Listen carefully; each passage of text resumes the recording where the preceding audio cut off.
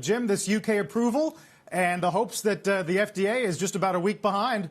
Look, we have to think about the number, the amount of vaccines out there. We're talking about 40 million. I mean, people are worried about 40 million in the United States. Now, of course, this is only 20 million people, but only 20 million people would take care of all the first responders and would take care of the people in long-term care in our country. I don't think they're taking our vaccines. We're going to have enough, but this is monumental, and it's going to put incredible pressure on our own regulators to get this so we'll have this within the next 10 days. And David knows that I am bullish on this. I was not even as bullish. No, I was not bullish enough, David, because the UK, which has a very serious group of medical people, is saying, let's get it done. I mean, the UK is not some third world country. No. I mean, lesser developed, sorry. No, it's not. No, it's not. And we're waiting. And we're obviously focused on this and the distribution. We heard from the CDC yesterday. As expected, of course, as you would hope, healthcare workers will be the first to get vaccinated.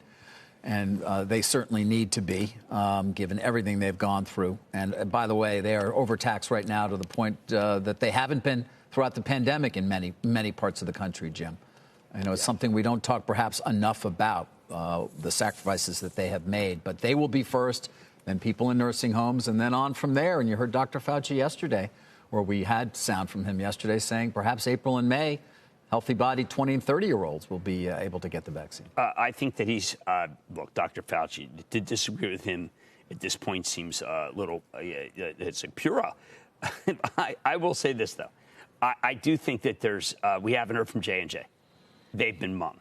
I do know that Emergent Bio is talking about maybe more than 1 billion vials. So I don't think the issue is going to be the quantity.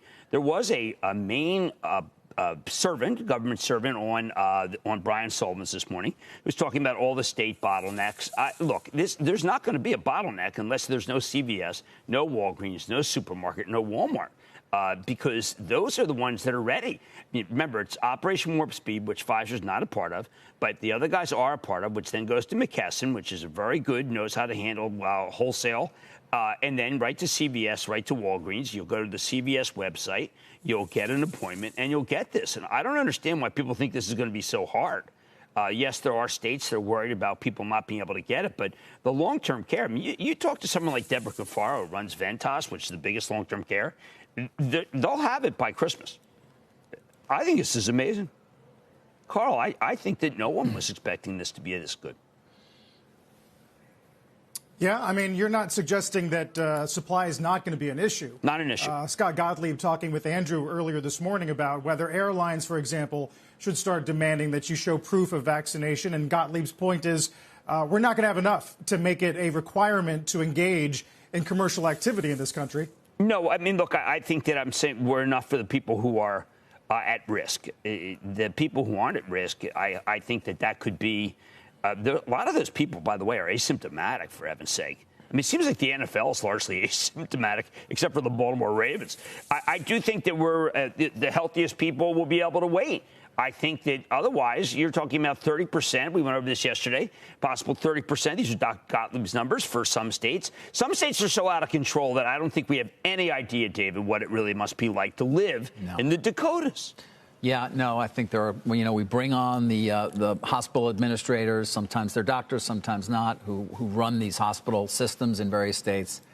And I can't say that any of them have had anything to say other than it's a bad situation or a dire situation. Right. And that they are not expecting these weeks ahead. And we've said it so many times. We can certainly now see on the other side of this, you're pointing out, I mean, it could be as soon as Christmas that people in nursing homes and those kinds of facilities can have the vaccine available. But it is going to be a rough few weeks, if not potentially months ahead in terms of new cases, in terms of hospitalizations. And unfortunately, even with the death rate being a lot less than it was in the spring in terms of deaths. Shepard Smith here. Thanks for watching CNBC on YouTube.